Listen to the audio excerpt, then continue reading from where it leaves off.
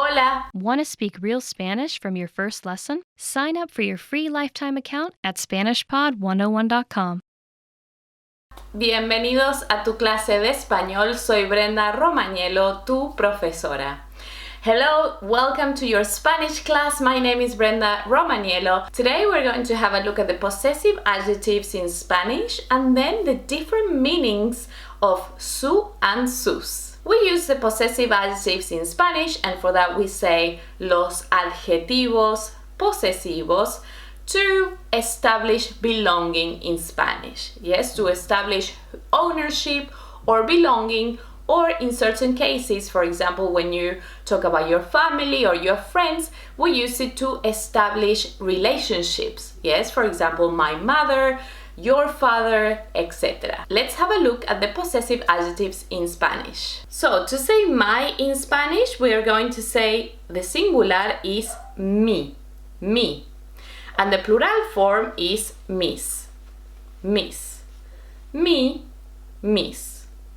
To say your informal, so remember we're gonna have two different yous in Spanish. You informal, which is an informal register with tu, and then a formal register with usted, yes, that we use for formal situations. So your, the possessive adjective for tu would be your, and we say in Spanish, singular tu and plural tus. Don't worry, we're going to talk about this difference, why do we have a singular and plural, in a minute. So, going back to the possessive adjectives, we're gonna say tu for singular and tus for plural. Then we're gonna have your for the formal register, which is the same as to say his and her. His and her, your formal will be singular su and plural sus. Su, sus. Our in Spanish is going to be the singular. We're gonna have the masculino nuestro and the femenino nuestra. Nuestro, nuestra. And the plural form is going to be nuestros, nuestras. Nuestros, nuestras. Then for you all in Spain, which is vosotros, remember that we have you all in Spain, we say vosotros. And if we want to use a possessive adjective for vosotros, your, we would say the femenino singular vuestra and the masculino singular vuestro. Vuestro, vuestra. And the plural form is going to be vuestros, vuestras. Vuestros, vuestras. And then remember that we're gonna have you all in Latin America is ustedes. If we want to say and talk about the possessive adjective for ustedes in Latin America, we're gonna say your. And also we are going to use the same possessive adjective for their, either femenino and masculino. And we're gonna say the singular is su and the plural sus. Su and sus. As you can see here, we have different people sharing the same possessive adjective, specifically, particularly with su and sus. And we're going to talk about that in a minute. But something extremely important to point out about possessive adjectives in Spanish is that what we are matching, why do we have so many different forms? So for vosotros, nosotros, you can see that we have 4 different possessive adjectives for these specific subjects. And the reason is because we're not possessing, we're not matching the subject, the person, rather we are matching what we are possessing. Yeah, so we are matching in number and also in gender what we are possessing or the relationship that we want to establish and not the person speaking. Let's have a look at some examples so you can see exactly what I mean. So remember, we match the possessive adjective in gender and number with what we possess instead of the person speaking. So we're going to say nuestra familia es grande. Nuestra familia es grande. As you can see here, familia is femenino singular, and we want to say our family. So it doesn't matter if we are saying nosotros, which is the masculino, we have to say nuestra familia, because familia what we are owning or the relationship that we want to talk about, familia is singular and femenino. Can you see that here? That's why we have to say nuestra familia. It's incorrecto to say nuestro familia. Okay, why? Because familia is what we are possessing in this case, so we have to say nuestra familia es grande. Let's have a look at another example. Nuestras hijas son inteligentes. Nuestras hijas son inteligentes. Our daughters are intelligent or smart. As you can see in this case, what we are possessing or what we're talking about is hijas, which is in the plural femenino form. That's why we have to say nuestras. The next example we have nuestro hijo tiene 5 años. Nuestro hijo tiene 5 años. Our son is 5 years old. As you can see now we're talking about hijo and we are still saying our, but we have to say nuestro because hijo is masculino and singular. And in the last example we have nuestros hijos son inteligentes. Remember that in Spanish, whenever we have the masculino plural, is usually for both, not only for masculino, yes, if you have all sons, and in plural, but it also is the general way that we talk about a noun in Spanish. So hijos in this case could also mean children or kids. So it could be mixed genders in this case. If you have 2 daughters and 2 sons, they are your hijos, no? Your children. In Spanish we use the masculino plural also for general. But we are going to say nuestros hijos son inteligentes. Nuestros hijos, because we are here matching hijos, which is in the plural and is also masculino. As you can see here, as a consequence, we're gonna have 4 different ways to say our in Spanish. Can you tell me what they are? To say, how do we say our in Spanish? We have 4 different, there we go, 4 different forms. Yes, we're gonna have nuestro, nuestra, nuestros, nuestras. And remember, that will depend, how we use them will depend on what we're talking about, what we are possessing. Now let's talk about tú. I don't know if you have noticed, but we have tú with the tilde, yes, with the written accent, and tú without the tilde, without that written accent. And what is the difference between these two? As you can see, tú with the little written accent means you. Yes, so that is the subject, that is a person, that is a personal pronoun, the second personal pronoun that we have in Spanish, which means you. And tú is informal register, so we use it in informal situations.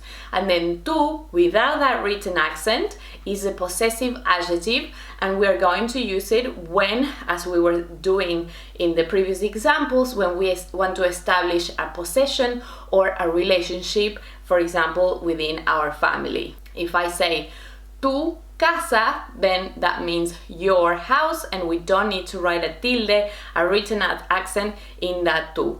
And if I say tú eres Marta, see, you are Marta, here we are using the person. Tú means you in this case. You are Marta. Something else that we need to talk about is vosotros. Vosotros means you all in Spain. And in Latin America, we don't use vosotros, we use ustedes. So, just like vosotros, all the possessive adjectives for vosotros, which would actually mean in English your, okay? All these possessive adjectives in Spanish will only be used in Spain specifically. And we also have 4, just like with nosotros. Can you remember those? We're gonna say vuestro, vuestra, vuestros, and vuestras. So vuestro, vuestra, vuestros, and vuestras would only be used in Spain. Por ejemplo, vuestro tío es Gerardo. Vuestro tío es Gerardo. So your uncle is Gerardo. Vuestra profesora es Romina. Vuestra profesora es Romina. Your teacher is Romina. Vuestros carros son grandes. Vuestros carros son grandes. Your cars are big. Vuestras amigas son guapas. Vuestras amigas son guapas. Your friends are good looking. The meaning of su and sus depend on the context and could mean his, her, your for formal register, your for the plural, and also their. Let's have a look at some examples. Tengo novio. Su nombre es Javier. As you can see here, context will help us a lot to have a look at what these su or sus mean. If you say tengo novio, that means I have a boyfriend. So we know that when I say su nombre, I'm referring to the boyfriend. So in this case, we know that su means his name is Javier. Let's have a look at another example. Nuestra abuela es Gladys. Nuestra abuela es Gladys. Su esposo es José. What do you think su means here? Nuestra abuela es Gladys. Our grandmother is Gladys. And then we're talking about her husband. Yes, so we're gonna say her husband is José. Mucho gusto, señor. ¿Cuál es su nombre? ¿Cuál es su nombre? What do you think su means here? Mucho gusto. Nice to meet you, sir. What is your name? And this is a formal situation. It means your. Ustedes son de Francia. Ustedes son de Francia. Sus nombres son franceses. Sus nombres son franceses. As you can see here, context, we have ustedes. So we know that sus nombres son franceses, see? So your names are French. Are you from France? Yes. We know that your names would be sus in this case. And the last one, tengo tres hijos. Sus nombres son María, Pedro y Luis. Again, when we say tengo tres hijos, and then we are naming these children, yes, I have 3 kids, and now I'm talking about their names, we're talking about their. So sus in this case means their. Their names are María, Pedro, and Luis. Muy bien, es hora de practicar. Vamos a hacer algunos ejercicios. Now it's time to practice. Let's do some exercises. Completa los espacios en blanco con el adjetivo posesivo correspondiente. So now you have to fill in the blanks with the corresponding possessive adjective.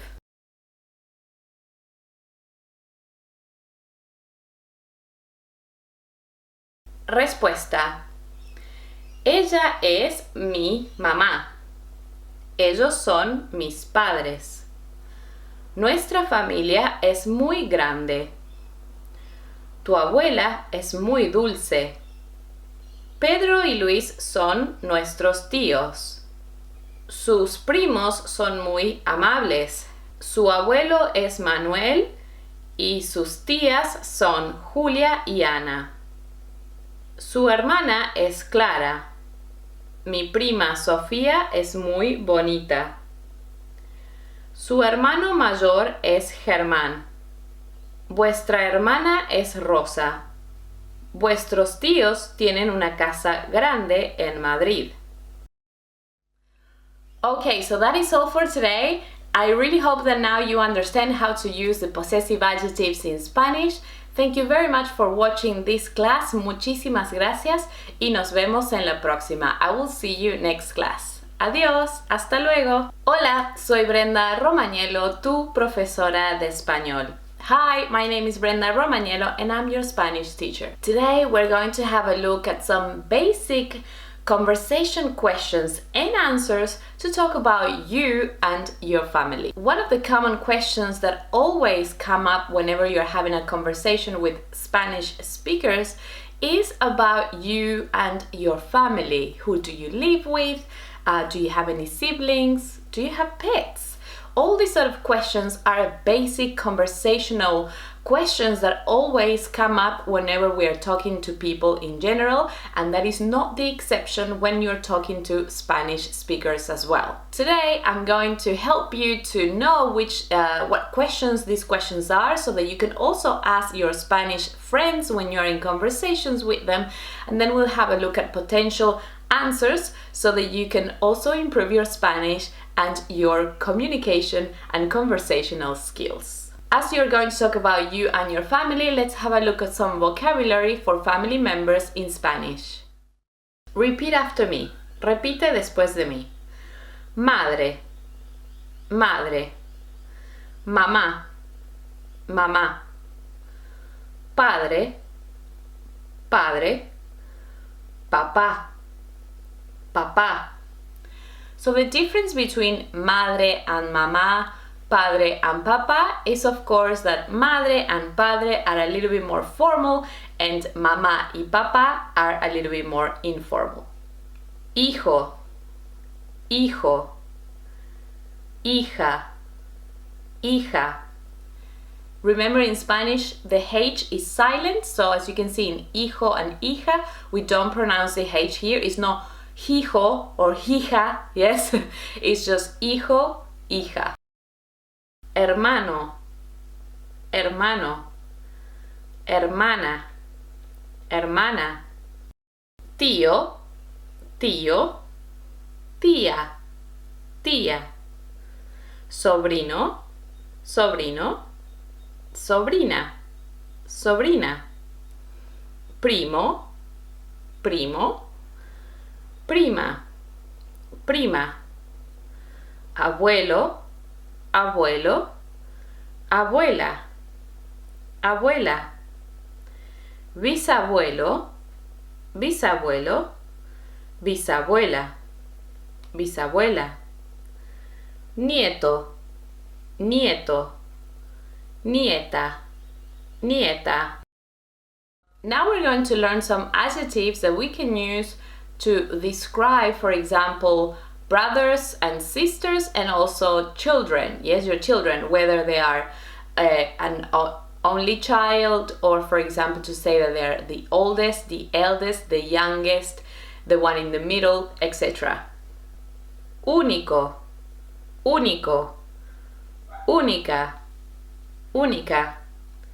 Mayor, mayor. La del medio, la del medio. Menor, menor. Gemelo, gemelo, gemela, gemela. Mellizo, mellizo, melliza, melliza. For twins in Spanish, we're gonna have gemelos and mellizos. So gemelos are identical twins, and mellizos are going to be fraternal twins.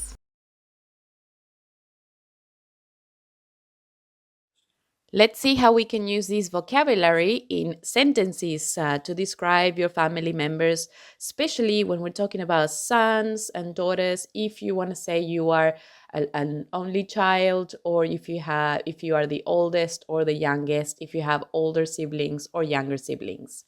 Por ejemplo, soy hijo único, soy hija única. ¿Sí? I'm an only child. Soy la hija mayor. Soy el hijo del medio. Soy la hija menor. Tengo un hermano mayor. Tengo una hermana mayor. Tengo dos hermanos menores. Tengo dos hermanas mayores. Soy la hija del medio. Tengo un hermano mayor y una hermana menor. Sí, aquí hija es opcional. Here, hija is optional. You can say soy la del medio. Soy el del medio. Sí, I'm in the middle. Tengo un hermano mayor y tengo una hermana menor. See, be careful here also when you say hermano. When you want to say a brother, we have to say un hermano. Es incorrecto. It's incorrect to say uno hermano. So those are basically your immediate family members. Now let's have a look at your in-laws, or when you get married or when people get married, what are the relationships, these new family additions, and how to say those in Spanish. Suegro, suegro, suegra, suegra. So suegro is father-in-law, suegra, mother-in-law. Nuera, nuera is just the femenino form, and that means daughter-in-law. Yerno, yerno, yerno is son-in-law. Esposo, esposo, esposa, esposa. Ex-esposo, ex-esposo, ex-esposa, ex-esposa.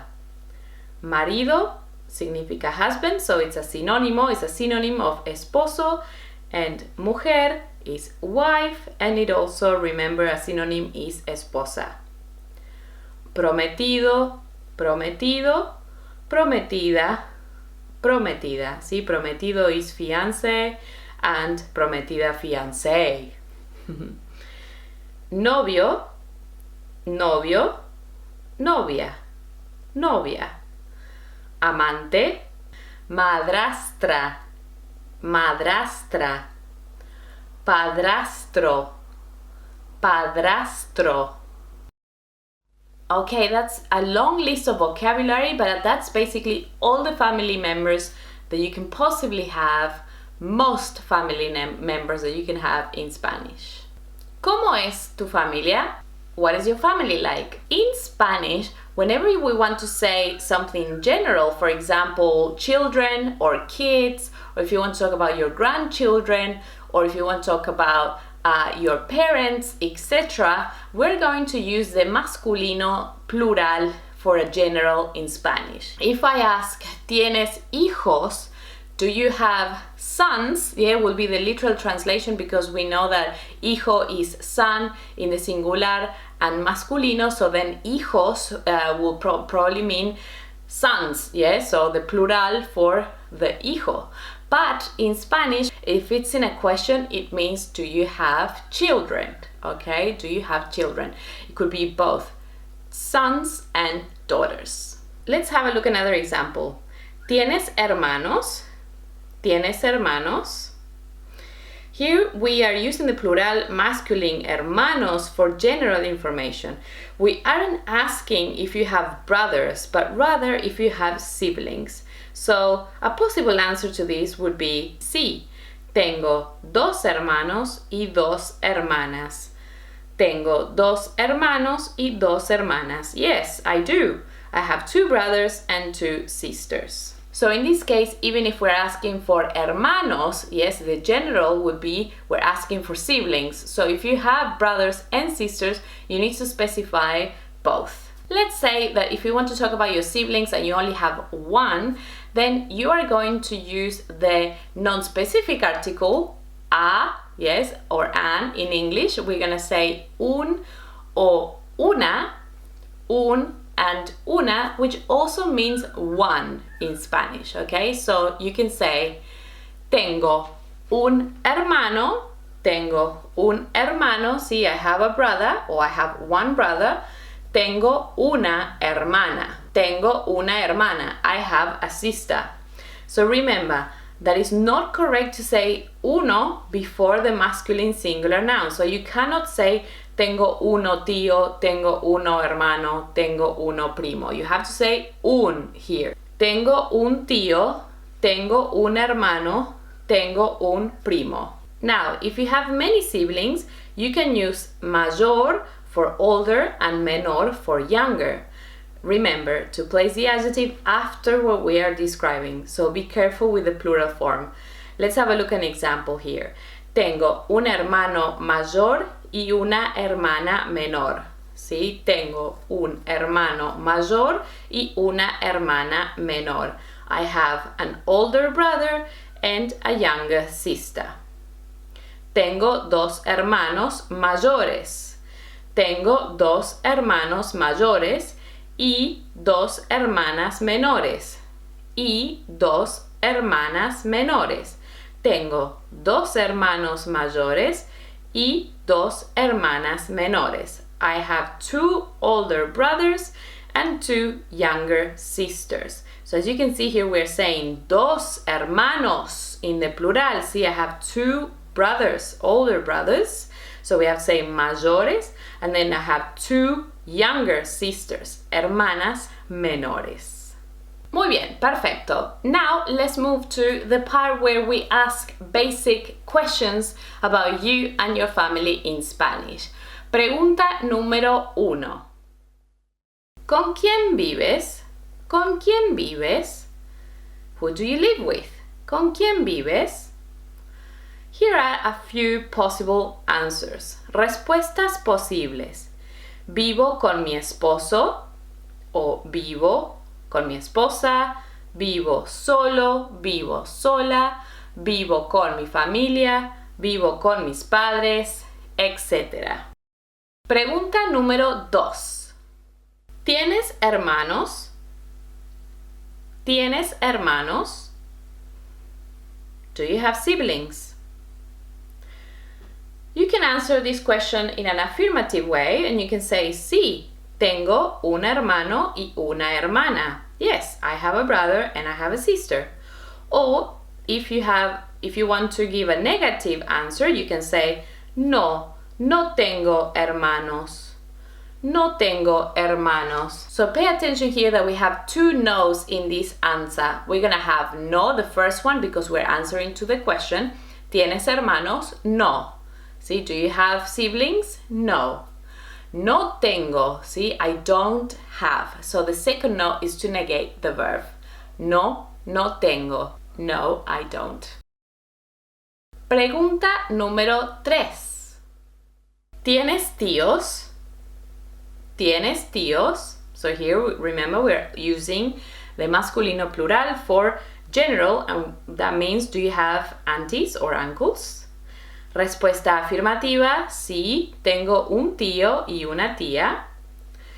Sí, tengo un tío y una tía. Respuesta negativa, no, no tengo tíos. No, I don't. I don't have any aunties or uncles. So pay attention here that in the negative answer, we are also having it and keeping it in the plural form because it's general. Pregunta número 4. ¿Tienes primos? Do you have cousins? Sí, tengo 8 primos y una prima. Yes, I have 8 cousins and 1 cousin. So remember that in Spanish we're gonna have female cousins and male cousins. So 8 primos is male cousins and una prima would be a female cousin. Respuesta negativa, no, no tengo primos. Pregunta número 5. ¿Tienes hijos? Sí, tengo un hijo y una hija. No, no tengo hijos. Pregunta número 6. ¿Tienes sobrinos? Sí, tengo 3 sobrinos y 2 sobrinas. So remember, sobrinos is going to be nephews and sobrinas nieces. Y la última pregunta es la pregunta número 7. This is the last question. ¿Tienes mascotas? Sí, tengo un perro y una gata. Yes, I have a dog and a cat, a female cat. But if you have a male cat, then you have to say, sí, tengo un perro y un gato. And la respuesta negativa, no, no tengo mascotas. And something important to remember for your conversations in Spanish, when we have a conversation, if we have things in common, instead of repeating it, see, for example, if someone has a pet, yes, they have a dog, sí, tengo un perro, instead of you saying, yo tengo un perro, you can say, yo también, me too, yo también. And then if they say, for example, no tengo mascotas, I don't have pets, then instead of repeating, if you don't have pets either, then you can say yo tampoco, me neither, or neither do I. Fabuloso. Good job. Thank you so much for watching today's class. And now I want you to comment below answer to these two questions that I would love to know about you from the questions that we had a look into today. Number one, número uno, ¿tienes hermanos? Let me know if you have siblings.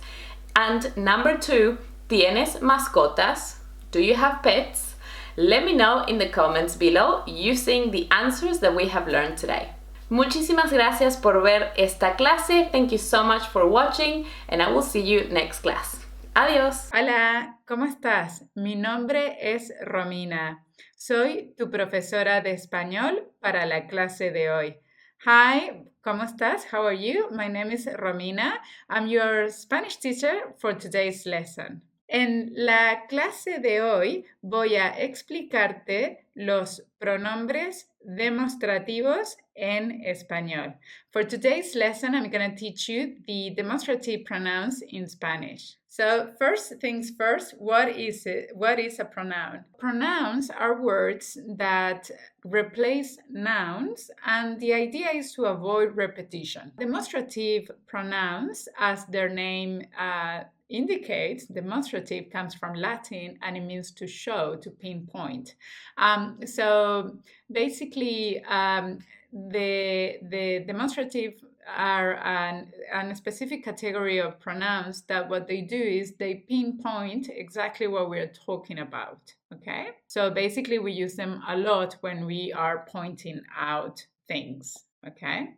Vamos a ver esto con un ejemplo. Es mucho más fácil de comprender con un ejemplo. So we're going to see this with an example because obviously it's a lot easier to understand with an example. Qué lindas flores. Estas me gustan mucho. Lovely flowers, oh, what a beautiful flowers. I like these ones very much. So in this example, estas is the demonstrative pronoun which is replacing flores. It is replacing the word flowers in the second sentence. What estas is doing is to pinpoint exactly which flowers are the ones that I like very much. Which flowers out of all the flowers I'm surrendered with are the ones that I like very much. Another thing is to use this demonstrative pronoun, estas, to avoid the repetition of the word flores in the second sentence. So another thing for you guys to notice in this sentence, is in this example, is the fact that I'm mentioning the word flores in the first sentence. So when I'm using the word estas, you already have a context. You already know what I'm talking about. Bien, continuamos. Let's continue. Did you notice the ending of estas? ¿Has notado la terminación de la palabra estas?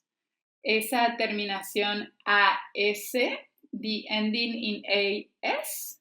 ¿Qué es eso? What is that? So, estas está en femenino y plural. So, estas is in the feminine form and also in the plural form. So, the reason for this is because the demonstrative pronouns in Spanish have to match with the noun they're replacing in gender and in number, okay? Las flores, because the flowers are, it's a feminine and a plural word, okay? I'm going to have to use estas to replace it because that's also in feminine and plural. I believe that this is what makes the pronouns in Spanish just a little bit more difficult than English, if you compare it with English. And this is because in Spanish we have 4 options to select from, right?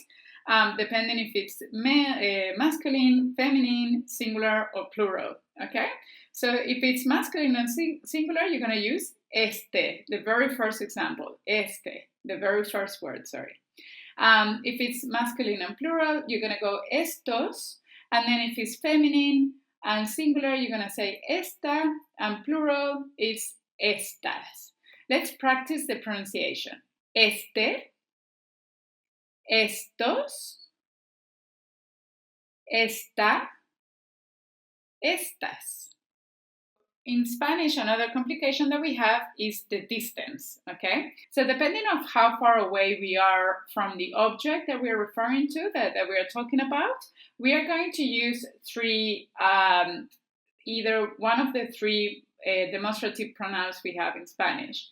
So if the object is nearby you and you can touch it, for example, you are going to use este. So when it's cerca, when it's nearby you, when it's cerca, you're going to use este.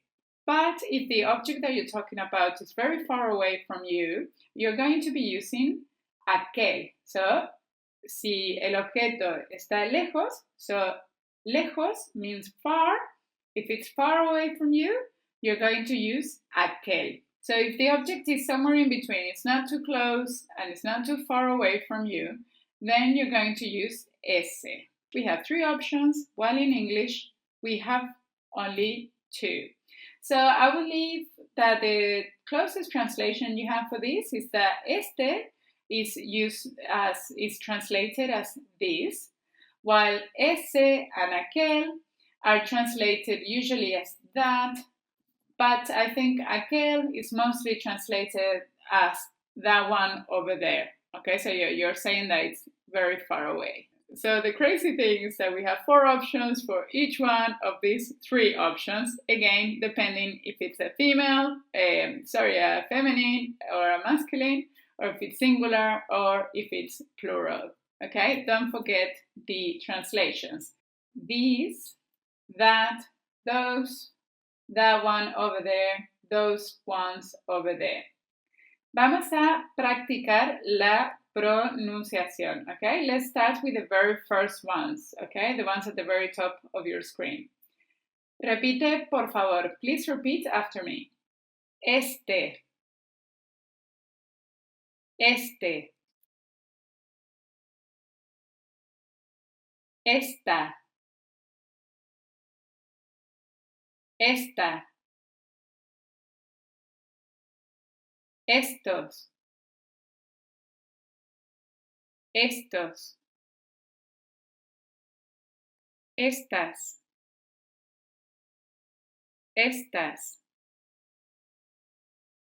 Vamos con el siguiente cuadro. Let's move on to the next chart, the next table. Ese. Ese. Esa. Esa. Esos. Esos. Esas. Esas. Ahora vamos al tercer cuadro. So now we go to the third table. Aquel. Aquel. Aquella. Aquella. Aquellos. Aquellos. Aquellas. Aquellas. Please remember that because I'm from Argentina, my pronunciation is a little bit different, and for the double L, I will say aquella, no? So in other countries of, just remember that in other countries of Latin America and in Spain as well, the pronunciation will be different, and instead of aquella, you will hear people saying aquella. Okay, let's practice that pronunciation for a second. Vamos con el femenino singular. Let's start with the feminine and singular. Aquella. Aquella. Aquellos. Aquellos. Aquellas. Aquellas. In this lesson, I'm just teaching you the demonstrative pronouns that are feminine or masculine, okay, that belong to these grammatical genders in Spanish. I want you to know that there is a third gender. There is another gender in Spanish, which is the neutral gender. Okay. However, these are just a little bit more complicated. Okay. Demonstrative pronouns of the neutral gender are just a little bit difficult at this stage to be understood or used. So this is something that we prefer to teach you later on in your Spanish journey. Okay.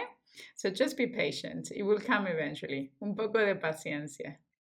Bien, es momento de practicar. We need to practice.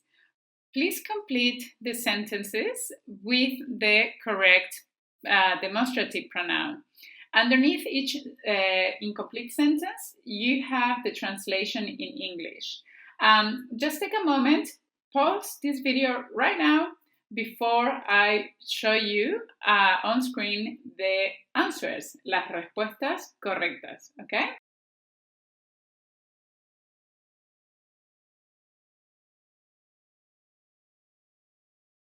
Muy bien, vamos a ver las respuestas. Okay, very good. We are going to see the answers. Let's check out the answers.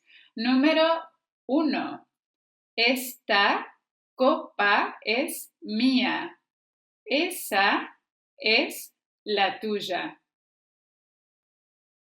Número 2. Aquel que está al final de la calle es mi auto. Número 3.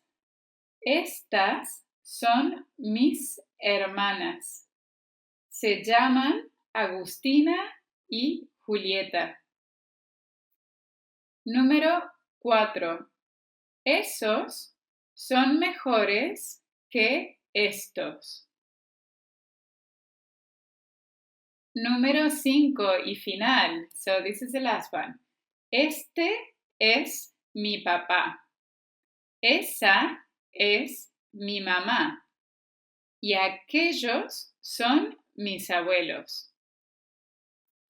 Bien, amigos, es el final de la clase. Muchas gracias por ver esta lección. Okay, my friends, this is the end of the lesson. Thank you so much for watching this video. Y nos vemos en la próxima clase. Adiós. Thank you so much. I will see you in our next class. Bye. Hola, ¿cómo estás? Mi nombre es Romina. Soy tu profesora de español de hoy. Hi, everybody. How are you today? This is Romina, and I'm your Spanish teacher for today. So in today's lesson, I'm going to give you memory tips to make it easy for you to memorize the numbers in Spanish from 0 to 100. Besides helping you to memorize numbers up until 100, I'm also going to give you tips on how to memorize or how to say correctly the years in Spanish, okay? The most basic years. So from 0 to 15, unfortunately, we have no other option but to memorize the numbers by heart, okay? Vamos a practicar la pronunciación. Por favor, repite después de mí. So let's practice pronunciation. Please repeat after me. 0, 1, 2, 3, 4, 5, 6, 7, 8, 9, 10, 11, 12, 13, 14, 15. The only memory tip, it's a small memory tip that I can give you. It's the fact that the numbers from 11 to 15 end in C, in the sound C. So C-E, 11, 12, 13, 14, 15. Okay, continuamos. Okay, let's move on. From the numbers from 16 to 19, where what we are basically doing in Spanish, we're saying 10 and the number afterwards. So it will be in this example, 16 in Spanish is 10 and 6, okay? The thing is that, as you can see on screen, is 10 and 6 are 3 words, but we say them fast and we fuse these 3 words into one. Okay, and as you can see on screen, Z becomes C and Y becomes I. Vamos a practicar la pronunciación. Let's practice the pronunciation. Por favor, repite. Please repeat. 16, 17, 18, 19. So the same thing happens when we go to count numbers from 21 to 29, okay? We're literally saying in Spanish 20 and the number afterwards, 20 and 1, 20 and 2, 20 and 3, etc. One thing to keep in mind is the pronunciation of the number 20 in Spanish against the rest of the numbers of with 20, so 21, 22, 23. 20 in Spanish has its ending in E, 20, 20. But the rest of the numbers do it in I, okay? 20, see? So that's something to keep in mind, okay? Vamos a practicar la pronunciación. Let's practice pronunciation. Repite. 20, 21, 22, 23, 24, 25, 26, 27, 28, 29. Again, in this example, with these numbers, you can see that the 3 words 20 and 1 are fused into one word, okay? We say that very quickly, and then the vowel E and the consonant Y kind of fuse together into I, okay? So here you can already see that it's very important to know by heart the numbers from 1 to 9 because you're actually using them all the time. I believe that from this point onwards, numbers in Spanish becomes, it gets easier to memorize the numbers in Spanish. Numbers get easier from this point onwards because we are using the exact same structure I was mentioning before about 20 and 1, 20 and 2, etc. But this time we are not fusing or changing the words in any way. We have 3 words and that's the structure, that's the way we write it, okay? So 31 in Spanish is 30 and 1, 31. 32, it's 32, 30 and 2, and etc. Okay? And the same thing happens with the rest of the numbers. So 40, it's 41, sorry, it's 40 and 1. 42, 40 and 2. 41, 42, etc. So es bastante fácil. So it's fairly simple, we can say. Bien, let's practice the tens or the decimals, ¿no? Repite, por favor. Please repeat. 30, 40, 50, 60, 70, 80, 90. To make memorizing easier, you're going to notice that these numbers end in NTA, okay? They all end on the same 3 letters, NTA. So that ta sound, no? 30, 40, 50. Another thing to keep in mind is the difference between 60 and 70. It's quite common to get these 2 mixed up. So just bear in mind, 60 is 60, and 70 is 70. A lot of students also get confused with the pronunciation of 90 in Spanish. They will say nueventa, like they're trying to put the pronunciation of number 9 into 90, nueventa, and unfortunately that's incorrect, okay? You have to say o, no venta. Okay, continuamos. So I want to give you a memory tip for the number 5, and it's the numbers related to number 5. So we're talking about 5, 50, 15, and 500. Okay, I know we haven't seen the hundreds in here, but I thought I should include it here so you have everything in one place.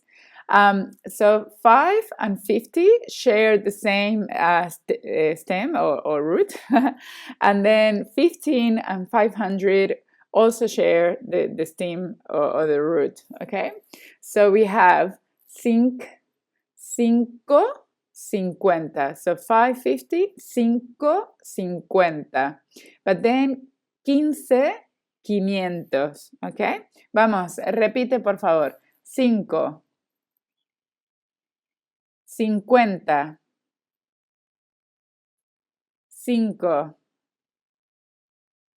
50, 15,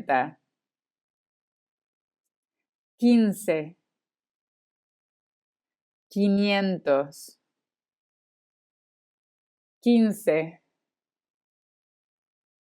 500. So the idea of this diagram is just to help you memorizing these numbers, just so you don't get confused. We reached to number 100. Unfortunately, I have no tips to give you for 100. Okay, so you just have to memorize it by heart. But you know, it's fairly easy. It's only how many? 4 letters. Por favor, repite. 100. 100. Muy bien, perfect. Okay, so now we're gonna quickly go through how to pronounce the years in Spanish, but obviously I'm not going to teach you how to say every single year from 0 to the infinite, because it will end up being a very long video. But I'm going to teach you the 2 most important years, especially for beginners. Okay, so that is saying 1910, 1970, 1930, or 2010, 2020, etc. This is because obviously these are the years that you're going to be using more often in the beginning of your Spanish journey. Okay, so here on the little box at the top of your screen, we have 2 examples. We have 1970 and 2010. Okay, let's pronounce 1970 in Spanish. Vamos a pronunciar en español. 1970. Repite. 1970.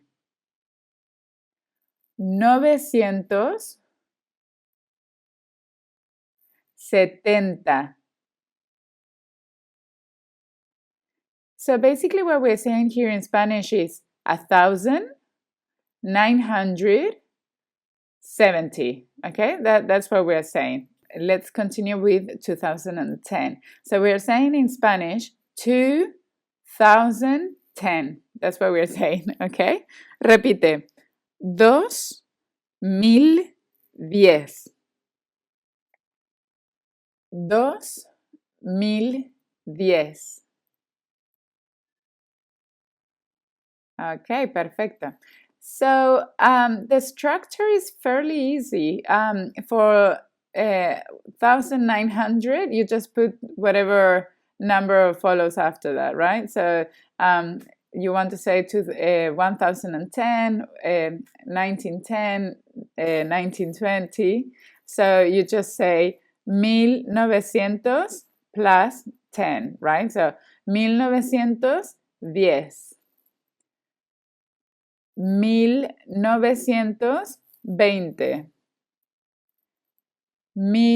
1930, etc. Okay, and the same thing with 2000. Okay, just say the number at the end. 2010. 2010, 2020, 2030, 2040. ¿Ok? Repite, por favor. 1910. 1920. 1930.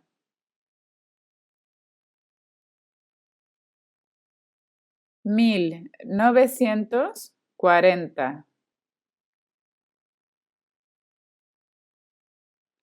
2010. 2020.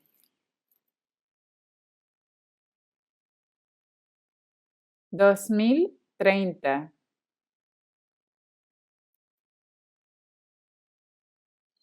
2040.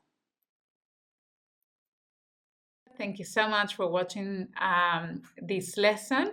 Muchísimas gracias y nos vemos en la próxima clase. Thank you so much and I will see you on our next class. Adiós. Want to speak real Spanish from your first lesson? Sign up for your free lifetime account at SpanishPod101.com. Hola, this is Brenda, your Spanish teacher. Today we're going to have a look at the difference between ser and estar, but specifically to talk about locations compared to events. As you know, we have two different verbs to say to be in Spanish. We're going to have ser and estar. So because we only have one verb in English, we need to learn when we use one verb and when we use the other verb in Spanish. One of the things that are very distinctive between these two verbs in Spanish is that we're going to use el verbo ser to talk about events. Anything that is related to the event, including the location, will use el verbo ser and not estar.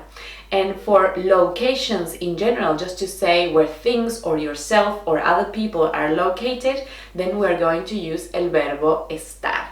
Let's start with el verbo estar in this specific case, because we know for sure that whenever we have a location, we're going to use el verbo estar. So let's have a look at some examples. Estoy en la universidad. Marta, ¿dónde estás? Él está en el café. El banco está en la calle Colón. ¿Dónde está el baño? ¿Dónde está el restaurante? Colombia está en Sudamérica. Estamos en México de vacaciones. So you can see all these examples. We have either people or things in a location. Whenever we want to talk about a location, we're going to use el verbo estar and not ser. It would be incorrect to use el verbo ser for any of these examples. Let's talk about events.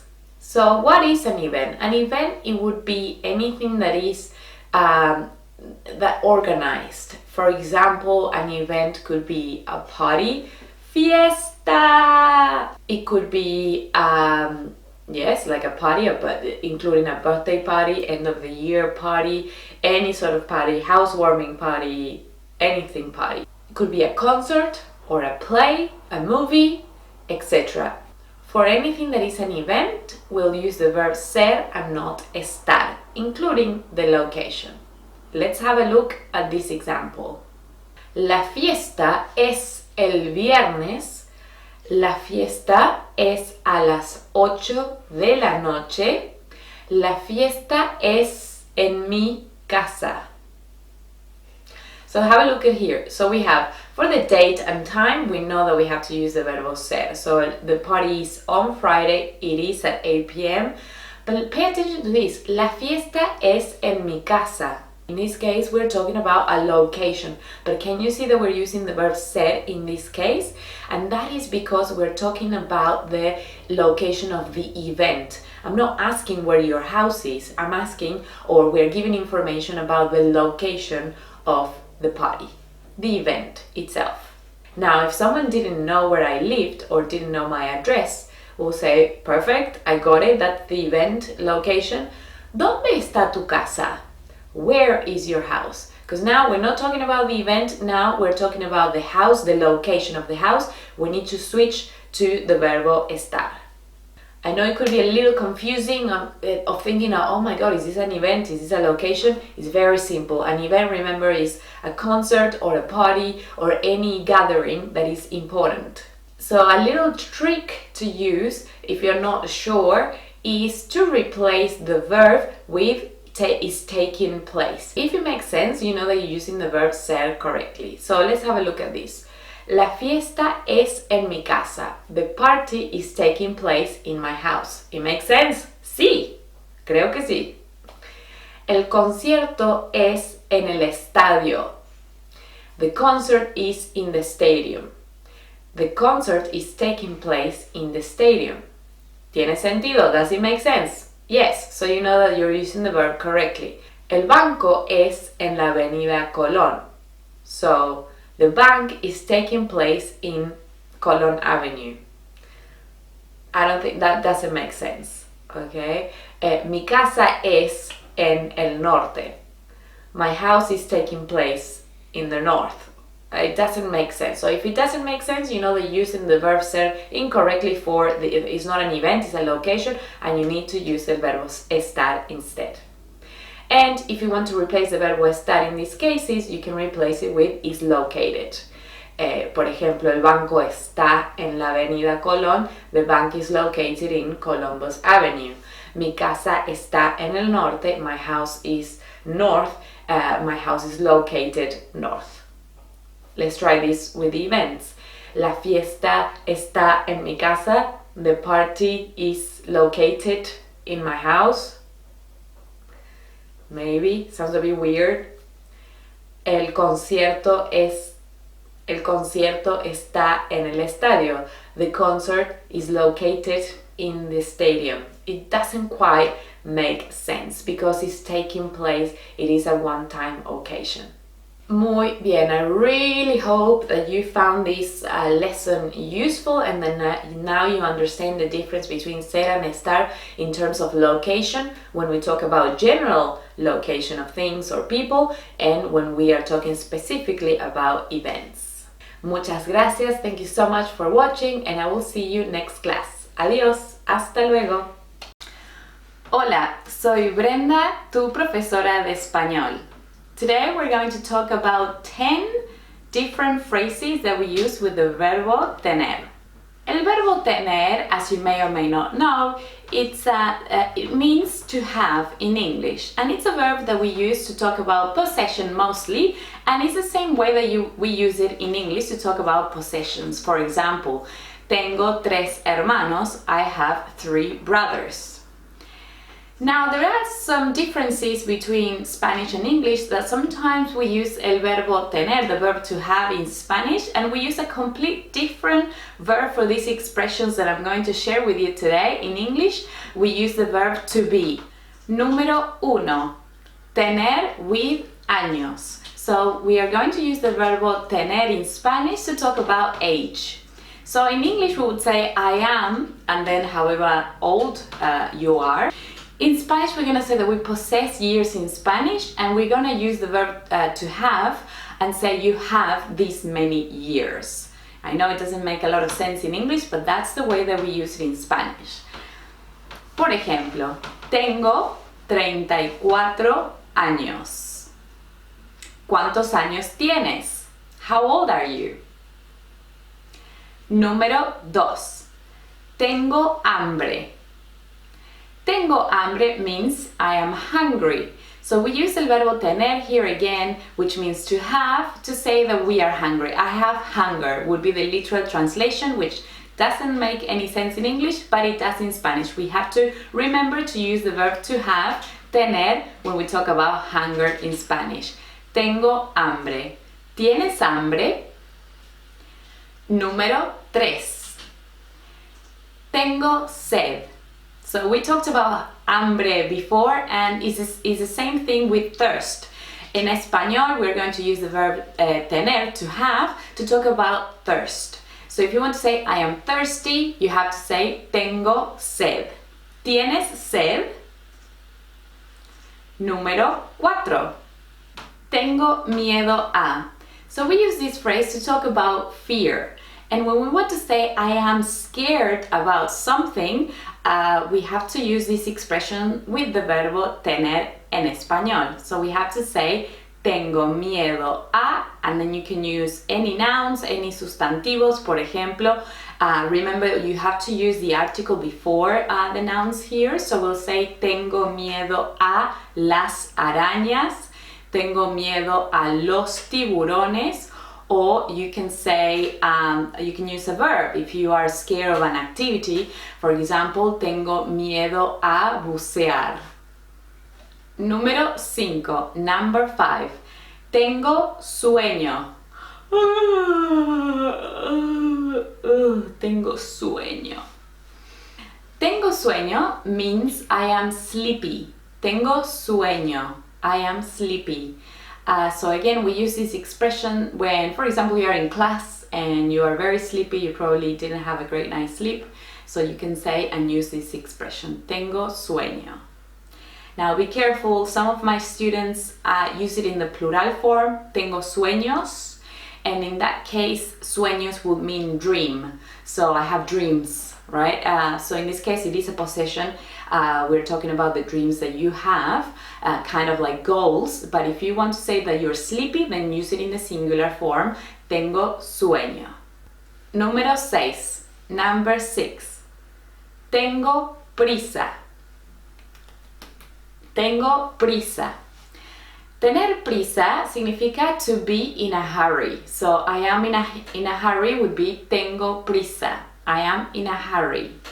So we use this expression, for example, when you're going to work and you're running a little bit late, or when you're going to the airport to catch a plane, if you're going to a meeting or to the gym, anything that implies a schedule and you're running a little bit late, you can use this expression, tengo prisa. Yeah, so for example, if you're running to someone in the middle of the street as you are going or getting late to a different location, you can say, lo siento, tengo prisa. I'm sorry, I'm in a hurry. I have to go. Número 7, number 7. Tener calor. To be hot. Tener calor significa to be hot, but not as I am like, ooh, I'm good looking. Oh yeah, no. Tener calor significa in terms of the weather and the temperature when it's hot. I think we in English you say, oh, I'm hot. Sometimes I think we say more like it's hot as to talk about the weather and not yourself, right? So tengo calor significa it's hot, I am actually hot, it's really hot. Número 8, number 8. Tener frío. Tener frío significa to be cold, which is the opposite of the previous one that we said before. We talked about tener calor. Tener frío es lo opuesto. So tener frío is the opposite of tener calor.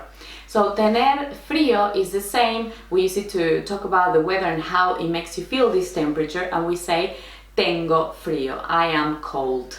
Número 9, number 9. Tener ganas de.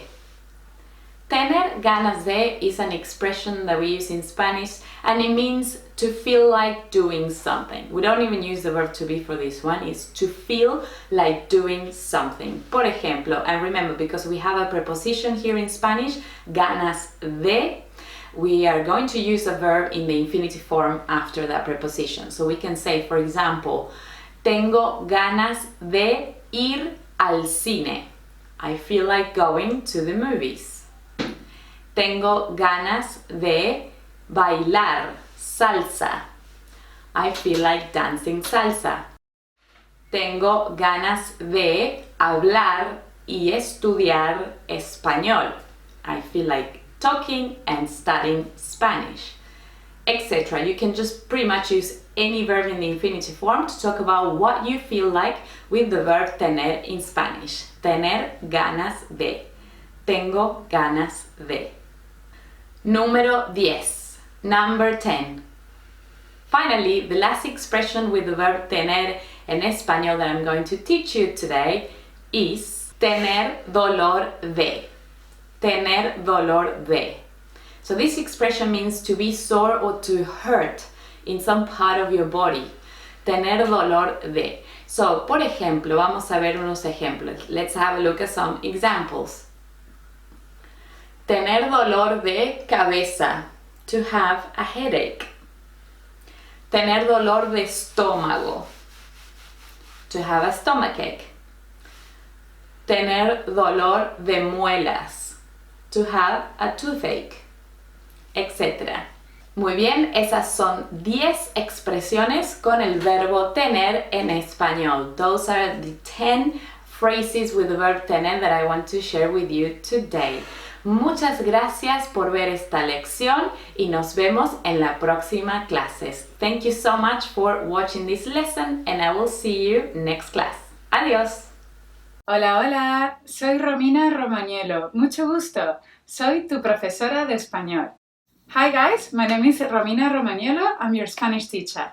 Hoy tengo 6 expresiones con el verbo gustar o relacionadas al verbo gustar para ti. Today I have 6 expressions with the verb gustar, which means to like, or related to this verb in Spanish. Número 1. Mucho gusto. Repite, por favor. Mucho gusto. You probably know this one already, no? Mucho gusto is probably one of the first sentences that you learn when you start learning Spanish, ¿no? ¿Qué significa? What does it mean? ¿Qué significa mucho gusto? Vamos, tell me. Pleased to meet you, okay? Nice to meet you. That's what mucho gusto significa, okay? So the literal translation of mucho gusto is actually a lot of pleasure, a pleasure to meet you, to come to acquaintance with you. Sort of like, what a pleasure to meet you. Número 2. No me gusta nada. Repite, por favor. Please repeat. No me gusta nada. No me gusta nada. Probablemente has escuchado a muchos latinos o españoles decir esta frase. You probably heard a lot of Latinos and Spaniards saying this phrase. It's a little bit dramatic, just like we are. And basically we're saying like we don't like something at all. Para nada. It's very, very emphatic, okay? Para nada. The literal translation is I don't like it at all. I don't like it for nothing. Like I don't like nothing of it. Okay, it's very dramatic. Okay, so if you find yourself in a formal setting with people that you don't know very well, it's very important for you not to actually say this phrase because it can be a little bit harsh. Okay, it's not offensive or it's not a bad word or anything like that, but just be mindful that it's just a little bit dramatic, a little bit too emphatic, no? So please just use it when you're surrounded by people that you feel very comfortable with. Número 3. Yo gusto de salir a cenar. Repite, por favor. Yo gusto de salir a cenar. Muy bien. So the phrase that I'm focusing in here is actually yo gusto de, and then an activity, right? You can say, like in this example, to go out to have dinner, or pretty much anything else you like, ¿no? ¿Qué te gusta hacer? What is it that you like to do? Yo gusto de mirar películas. I enjoy watching movies. I like to watch movies. So basically what you're saying is that these are the activities that you're fond of, okay? It's sort of like saying, I enjoy doing these things. I enjoy going to the movies with my friends. Yo gusto de ir al cine con mis amigos. I enjoy having drinks with my mom. Thanks, Mom. Yo gusto de beber con mi mamá. Número 4. María gusta de Carlos. Repite, por favor. Please repeat. María gusta de Carlos. María gusta de Carlos. So here we're being a little bit gossip, and we are telling people that Maria likes Charles. Yes, we usually teach our students that gustar is a verb that we use to talk about food, no? Like I like burgers, me gustan las hamburguesas, I like fruits, me gustan las frutas, I like fish, me gusta el pescado, pero también es perfectamente posible utilizar gustar para hablar de personas y de sentimientos. So it's perfectly possible to use the verb gustar to talk about people that we like, romantically speaking, that we feel attracted to, that we are talking about our feelings, no? To talk about people and feelings, it's perfectly possible to use el verbo gustar. So in this case, we were just saying, María likes Charles. Número 5. Me gustan algunas canciones de Shakira. Repite, por favor. Me gustan algunas canciones de Shakira. Es una mentira. Me gustan todas las canciones de Shakira. A mí me gusta muchísimo Shakira. So the thing that we're saying here is I like some of Shakira's songs. Me gustan algunas canciones. So when people ask you, hey, do you like this? ¿Te gusta Shakira? ¿O te gusta Colombia? ¿O te gusta Argentina? ¿Te gusta viajar? Lo que sea. When people are asking you, do you like doing this? Do you like doing that? In that case, let's imagine that you do like these things, but you don't want to make it sound that you're massive big fan of something. It's actually a phrase that we use quite a lot in Latin America because we don't want to be disrespectful, for example, when we don't like an artist.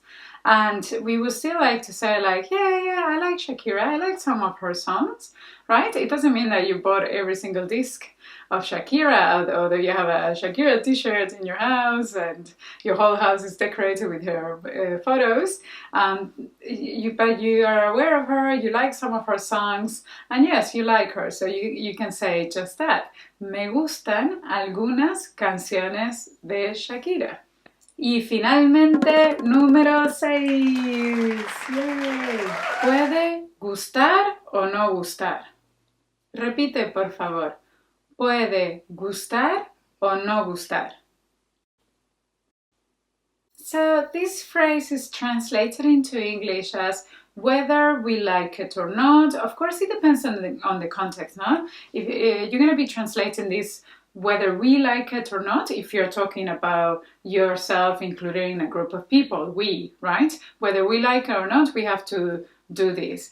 Puede gustar o no gustar, pero tenemos que hacer esto. So we like it, whether we like it or not, we have to do this. But in other contexts, for example, where you're referring to other people, right? Then of course the translation is going to change a little bit, no? Let's say, for example, puede gustar o no gustar, pero la gente necesita pagar sus impuestos. Whether people like it or not, they will have to pay taxes. They have to pay their taxes. People need to pay their taxes. Muy bien, es el final del video. Muchísimas gracias por ver esta clase. It's the end of our video. Thank you so much for watching this lesson. I want to hear from you if you have any questions. Let me know down below, okay? In the comments down below. Si tienes preguntas, por favor, me dejas un mensaje en los comentarios. Y también yo quiero saber de ti. I want to know from you. ¿Ya conocías estas frases? Did you know these phrases already? Which ones did you know? Okay, let me know in the comments. And if you know any other phrases that you heard in Spanish related to the verb gustar, I will also love to hear that from you. Muchísimas gracias y nos vemos. Adiós. Hola, mi nombre es Romina. Mucho gusto. Hello, my name is Romina. Nice to meet you. Today I have a very good topic for you. Today we're going to talk about contracciones en español. Today we're going to talk about contractions in Spanish, Spanish contractions, okay? Which sounds painful, like giving birth, but it's not. And although contracciones sounds really difficult to pronounce in Spanish, if you practice a few times, it's not so hard. Repite. Contracciones, contracciones, contracciones. There you go. You are going to be extremely happy to learn contractions in Spanish. And let me tell you why. First, if your mother language is English, you have so many contractions in English, okay? Instead of saying I do not, you say I don't. That's a contraction. Instead of saying the whole two words, you fuse these two into one. You just say I don't. You are saving time and you're saving energy, okay? It's all about the economy of the language. That's why contractions occur. And because English is such a practical language, you have heaps of contractions to be learned, right? Same thing if your first language is Italian, or maybe you are also learning Italian alongside with Spanish. I'm not sure, I haven't learned Italian myself, but I heard that they have about like 12 or 16 contractions, okay? But in Spanish, good news, amigos, muy buenas noticias. We only have 2. Yes, only 2. Okay. So, these 2 contractions are only happening with 2 prepositions, dos preposiciones en español. La primera preposición, the first preposition that's going to have this contraction is la preposición a. It's with the preposition a, okay? This preposition will have different translations depending on the context, of course, but usually it's translated as direction to, for, it really has many translations. There are other videos where we explain the different meanings of the preposition. Definitely go back to those. Today I'm just focusing in the contractions and not quite on the meaning of each of these prepositions, okay? Just briefly, I want you to remember that usually is translated as to, okay? La otra preposición que tiene una contracción en español es la preposición de. Another preposition that has a contraction in Spanish is the preposition de, which usually means, depending on the context, of like the preposition of, the preposition of. And of course, many other meanings. Definitely go back to other videos where we explain this as well. Okay, so how this contraction works in Spanish. Basically, when either of these 2 prepositions meets with the article, the male or masculine singular article, el, which in English is going to be translated as the, when you have the preposition a plus el, okay, I have a little chart for you here. I hope you can see this clearly. So basically what's going to happen is that if you have the preposition a plus el, it becomes al, okay? Please repeat. Al, al, al. Very good. But if you have the preposition de followed by el, so in Spanish it sounds a little bit weird if you say de él, okay? Even now that I'm saying it, I feel that I'm sounding retarded. So what we do is we contract these two. The el becomes del, del, del. So that's it. Those are the only two contractions we have in Spanish. Let's practice, okay? Because if we don't practice, we forget what we just learned. Please complete the following phrases with the Spanish contractions.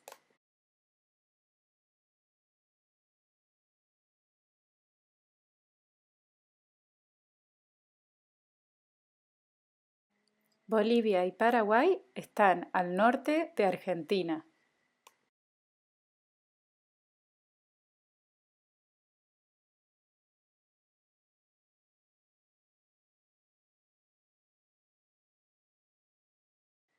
El agua del mar es salada.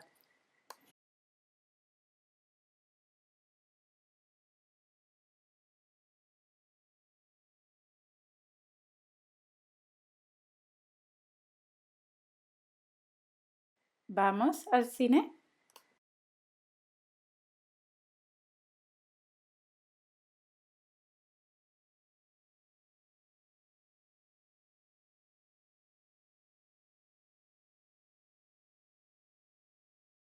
Vengo del doctor. Okay, so the contractions that we just learned are the official contractions of Spanish. What I'm trying to say is that they're widely spread in our language, okay? People say those contractions and they're grammatically correct in Spain, in Mexico, in Colombia, in Paraguay, in any country where we speak Spanish, okay? We are going to be using these contractions, okay?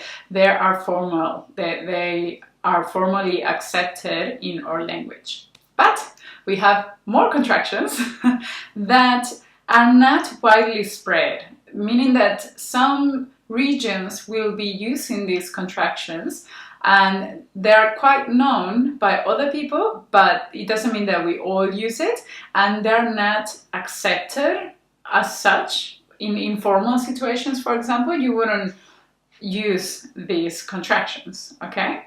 So the first one I want to show you is the contraction of another preposition, which is the preposition para.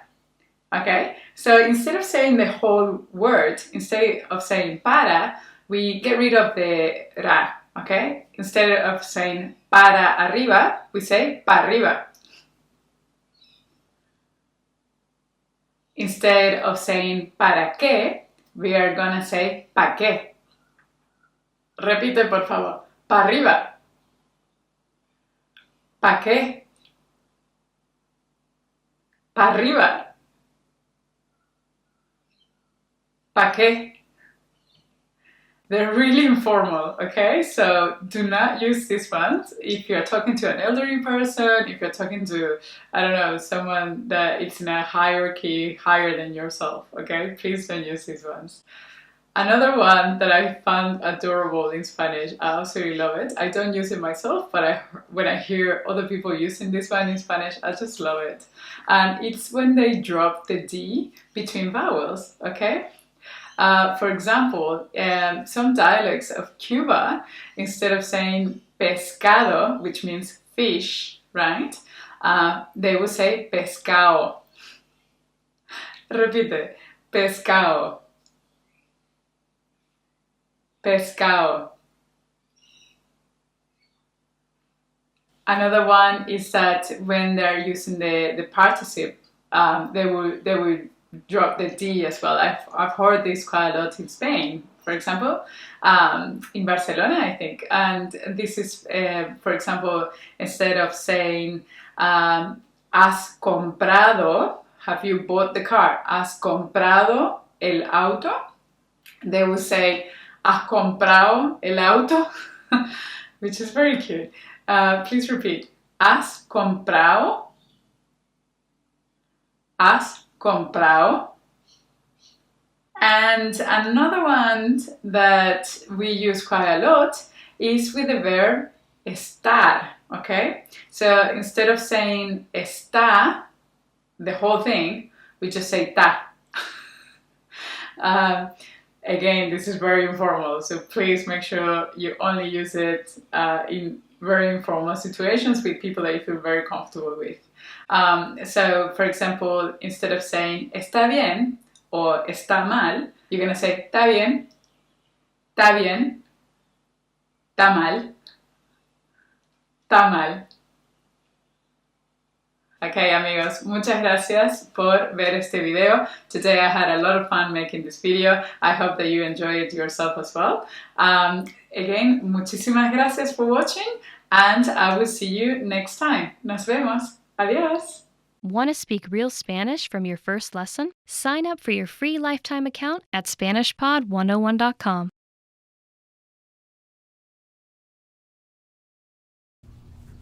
So, ¿por qué is a connector or a conjunción in the Spanish language that helps express the cause of something, that shows the cause of something?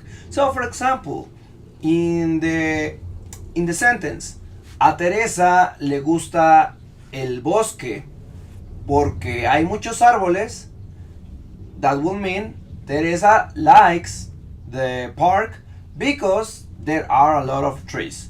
In this case, porque is the cause, because you can translate it as that. Now, sometimes these connectors could go at the beginning of the sentence. So I could also say, porque hay muchos árboles, a Teresa le gusta el bosque. Now we will give you some alternatives of this word. The first one is debido a. Yo no pude ir al concierto debido a que se acabaron los boletos. Second one is dado que. Margarita canta muy bien, dado que ella ha ido a clases de canto desde pequeña. The third one is ya que. No he ido al gimnasio esta semana ya que me dio flojera. Exactly.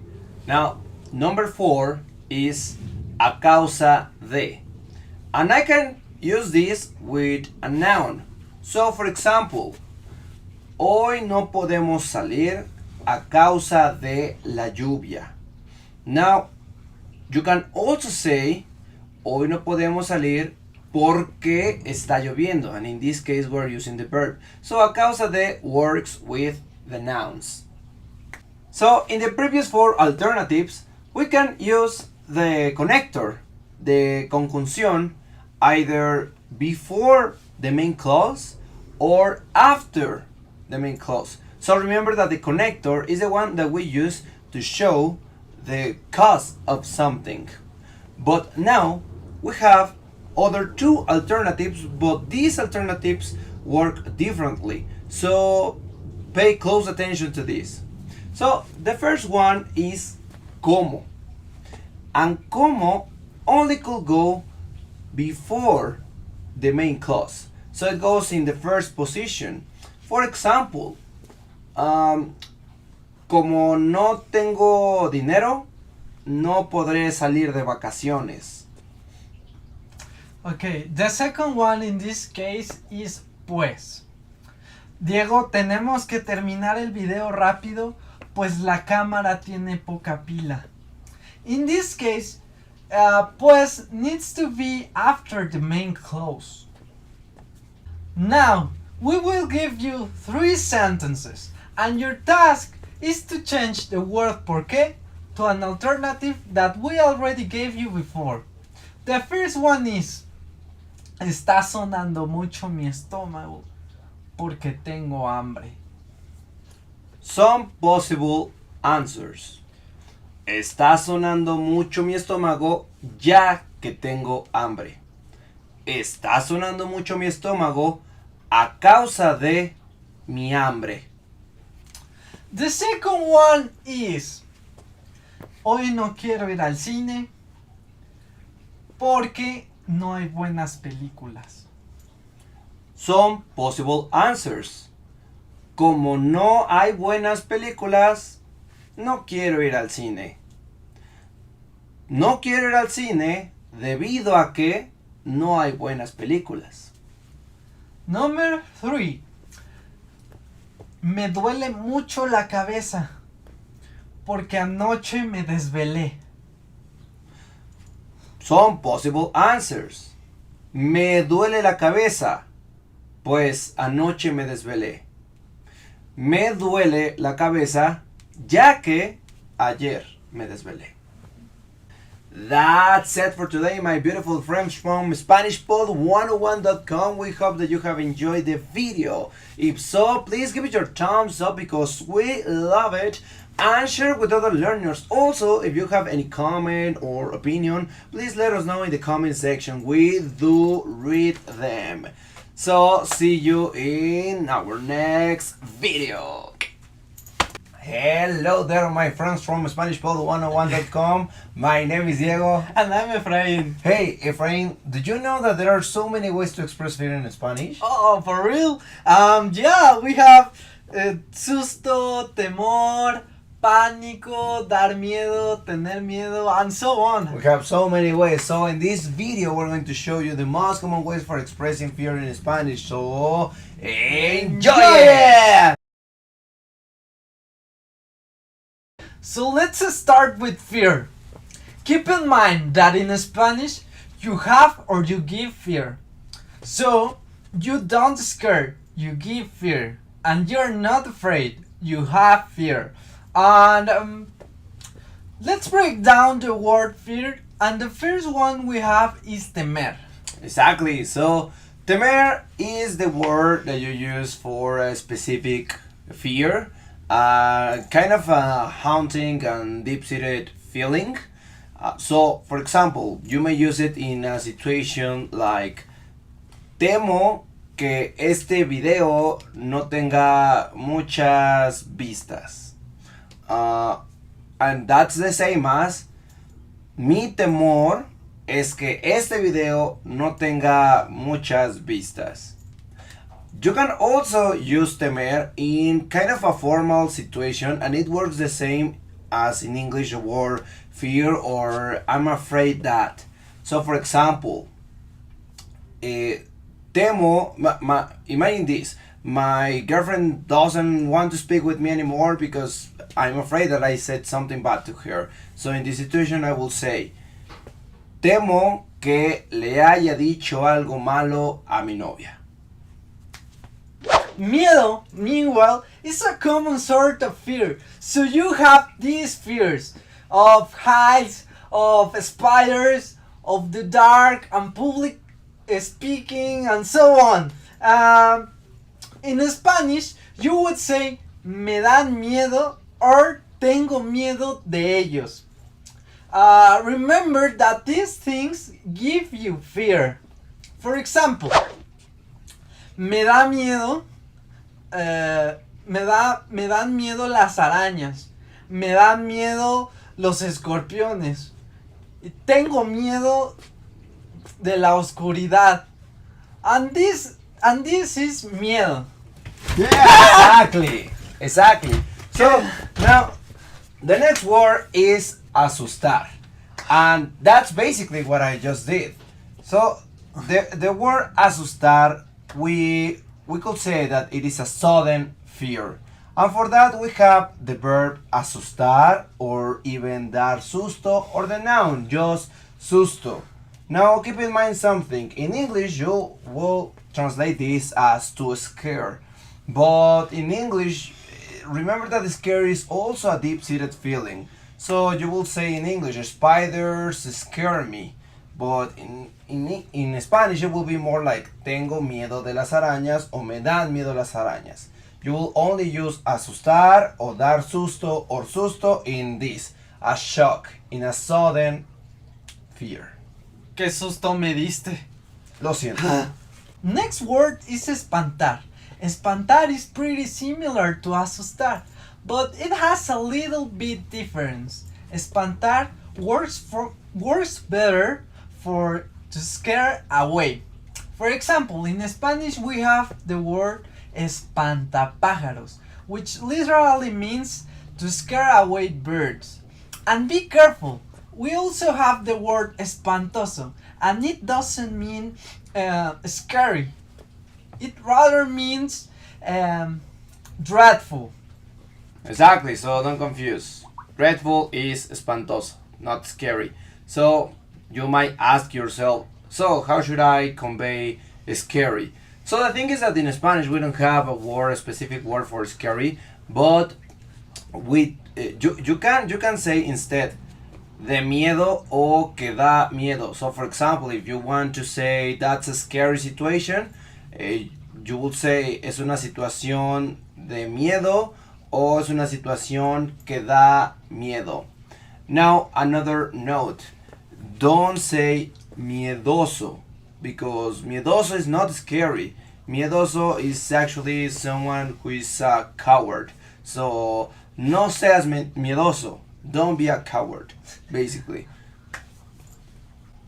Mi novia me lo dice todo el tiempo.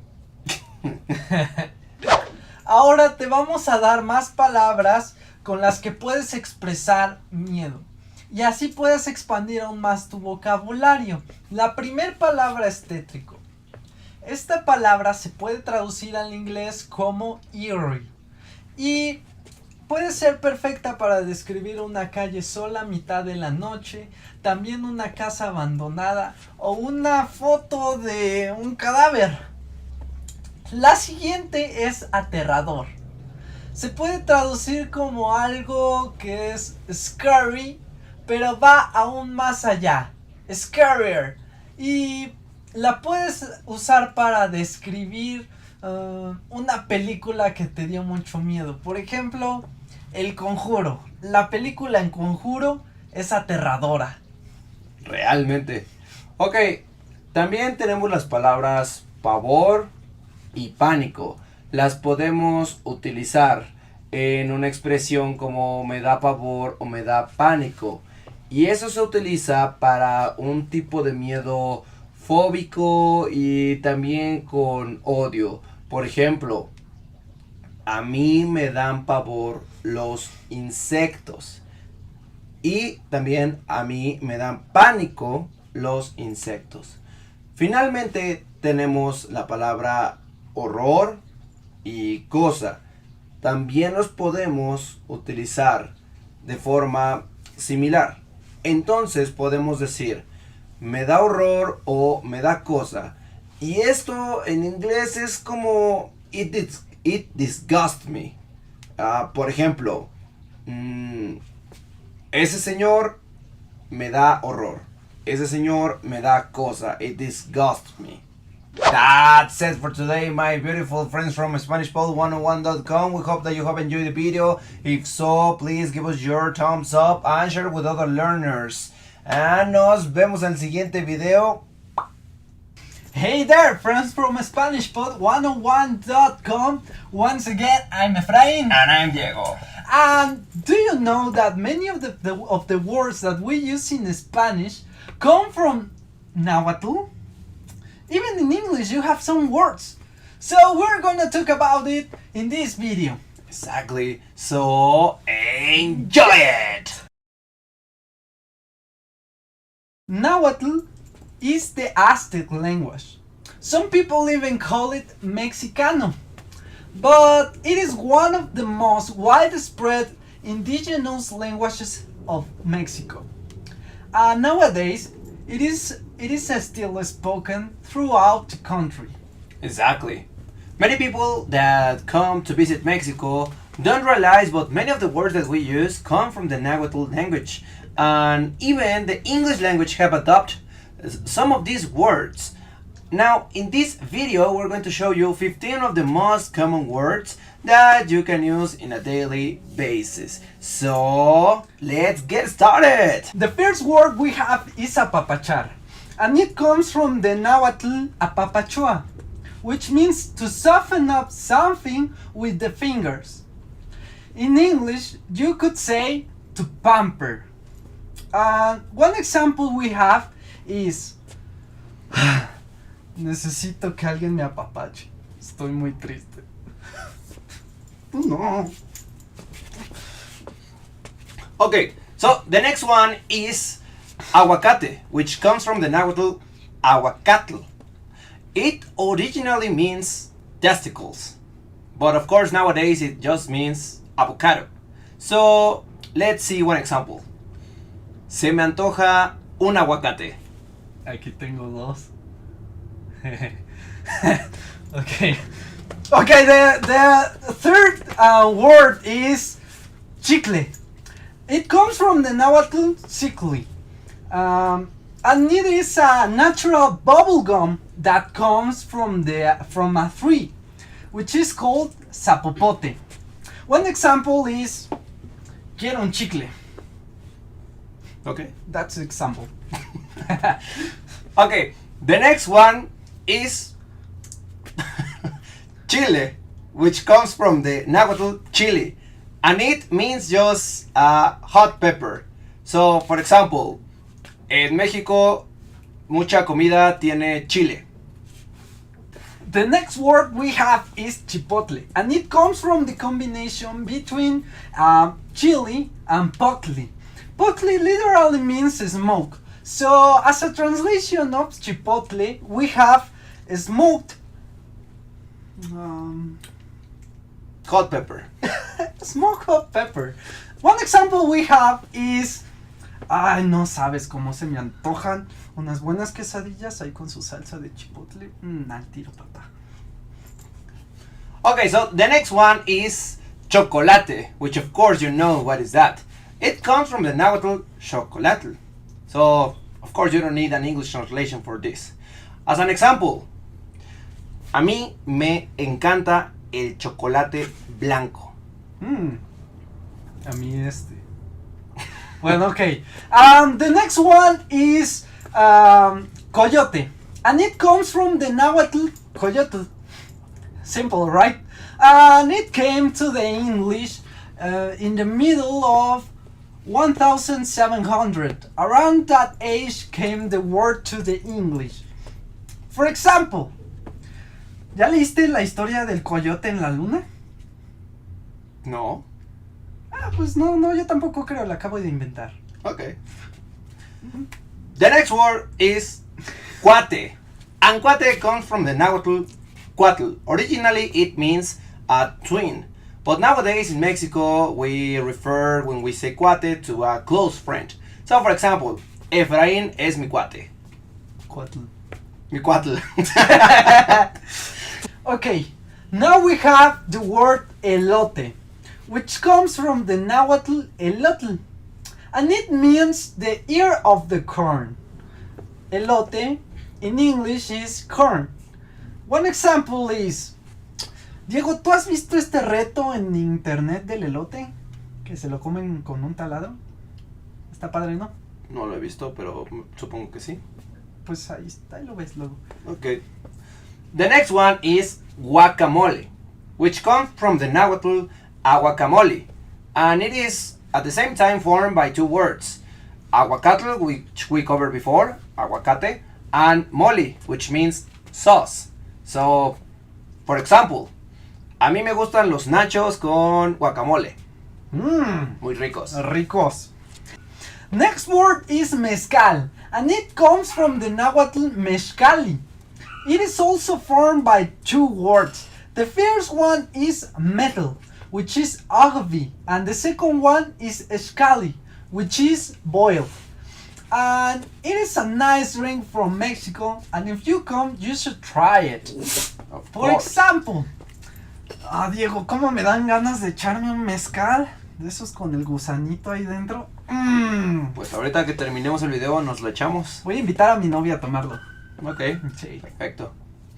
Okay, so the next word is popote, and this is a very Mexican word. It comes from the Nahuatl popotli, and it is originally a dry stem from a particular tree that is from a particular plant that is grown here in Mexico. So a popote is basically a straw. So for example, no uses popotes, son malos para el medio ambiente. Okay, gracias.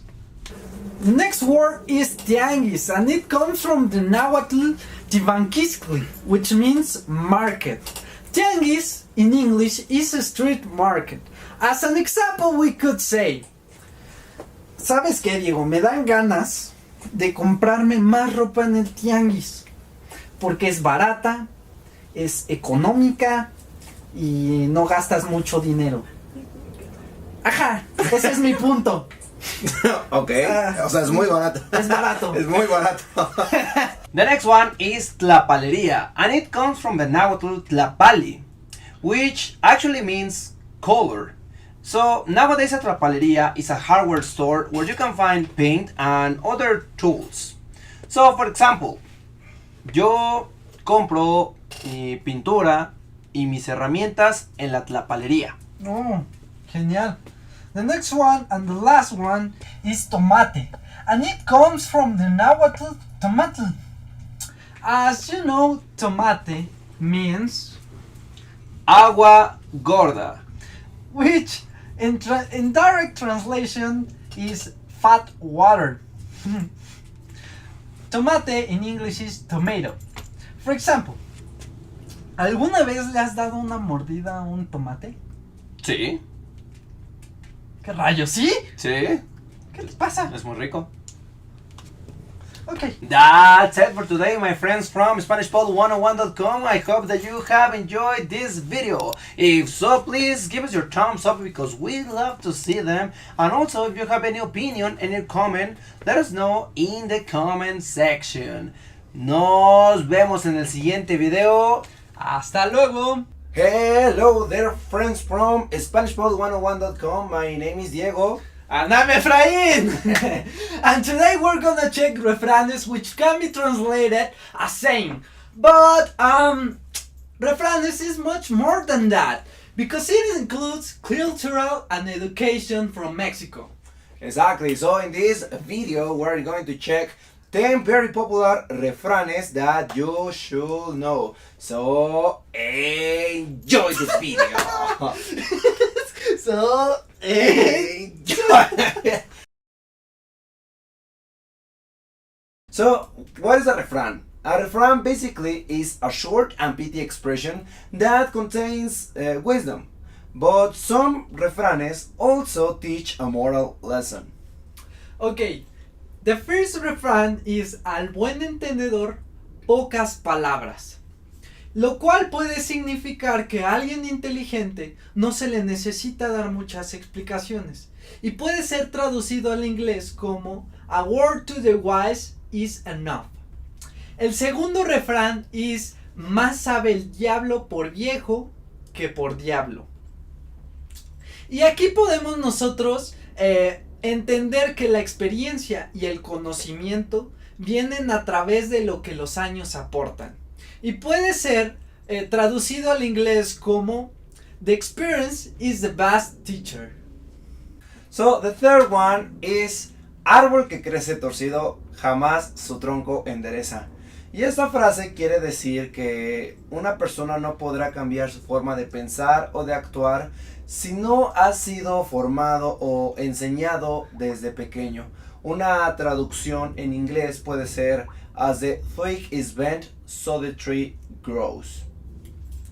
Okay, the next refrán is crea fama y échate a dormir. Lo cual significa que una vez que tú tienes cierta reputación, esta reputación te va a anteceder y costará tiempo y esfuerzo cambiarla. En inglés se puede traducir o hay un refrán o hay un saying similar a este, el cual es give the dog a bad name and hang him. Sí, el siguiente es dime de qué presumes y te diré de qué careces. Y esto habla de una persona que expone mucho sus virtudes, su conocimiento, sus logros y en una forma los presume. Pero justamente son estos conocimientos, virtudes y triunfos los que no tiene. Entonces es una proyección de esa persona. En inglés podemos tener una traducción como tell me what you know and I will tell you what you don't. Okay, and the next refrán is el que es perico donde quiera es verde. Y esto significa que las virtudes que una persona tiene puede brillar en cualquier lugar y en cualquier momento. No importa dónde sea, no importa en qué momento sea. Una traducción de esto al inglés podría ser: You are who you are, no matter where you are. Yeah. El siguiente refrán es muy especial para mí, porque mi mamá me lo solía decir: el que anda con lobos, aullar se enseña. Y esto significa que los usos, costumbres y educación que unas personas tienen son adquiridas por alguien que se junta con esas personas. O sea que si una persona acostumbra a beber en las noches y tú te juntas con esa persona, tú podrías adquirir esa costumbre. Bueno, eso es lo que mi mamá me decía. En inglés esto puede ser traducido como: Who lies with dogs has fleas. Bien, so the next refrán is: sale más caro el caldo que las albóndigas. Y esta expresión alude a las situaciones en las que los medios que utilizamos para obtener algo son más costosos que el beneficio de eso. So, for example, imagine that you recently buy a used car, but it has so many problems and you need to fix the car constantly. So at the end, the cost is the same as if you had bought a new car, a brand new car. So in this sense, translation could be: the fix is worse than the problem. Ok. El siguiente refrán es: agua que no has de beber, déjala correr. Y esto es algo que significa que si tú no estás seguro con algo o con alguien, no lo tomes o no te aferres a eso. Y aplica mucho en la vida amorosa. Si tú no estás seguro de tener algo con alguien, simplemente déjalo ir para que alguien más lo aproveche. The translation of this is: when in doubt, throw it out. ¿Ok? So, la última expresión, el último refrán es: a darle que es mole de olla. Y esto es una invitación a hacer algo con mucho ánimo, sin demora en este momento. So, for example, if you are with your friend Jose and you are about to eat some tacos, you can say to Jose: hey, Jose, a darle que es mole de olla. So, in this sense, it could be more like, let's do this. So that's it for today, friends from SpanishPod101.com. We hope that you have enjoyed the video. If so, please give us your thumbs up and share with other learners. See you in the upcoming video. And comment it. Hi everyone on SpanishPod101.com. I'm Efrain. And I'm Diego. And today we're going to talk about special usages of the verb tener. You already know the meaning, but do you already know the usages? You might not. So, enjoy the video! So, as you know, the verb tener essentially means to have, but it can also be translated as to possess, or to hold, or even to contain. However, why does the expression tengo ganas de ir al baño means I want to go to the bathroom, whereas tengo hambre means I'm hungry? As you can notice here, the verb tener is not as easy as you previously thought. Tener is a very common word, and it is used in a lot of expressions. Some of them make sense, but some other times, not that much. Yeah, so now let's take a look into the most common usages of this verb. So the first expression is tener un buen día, and this expression is used when you say goodbye to someone and you wish that someone a nice day. Normally we will say que tenga un buen día as in the formal version, or que tengas un buen día as in the tú or informal version. So, for example, Diego, ya me tengo que ir. Tengo que ir a comerme estos panes. Mi hermana me invitó a tomar un café y comer de estos panes. No sé de qué están hechos. Son verdes, pero están deliciosos. Ok, bueno, que tengas un buen día. Gracias. The second expression is tener que, and it is used to express a necessity or an imperative, or simply that something must be done. Tener que, to have to. For example, Diego, tienes que acabar de leer este video. Diego, tienes que acabar de leer este libro. ¿Por qué? ¿Tú ya lo leíste? No, pero tiene dibujos bien chidos. The next common use of the verb tener is that we can translate this verb as the verb to be. What? Yes, that's right. Sometimes the verb tener means to be. For example, in tengo hambre, I am hungry. Tengo sed, I am thirsty. Tengo sueño, I am sleepy. Tengo razón, I am right. Tengo prisa, I am in a hurry. And so on.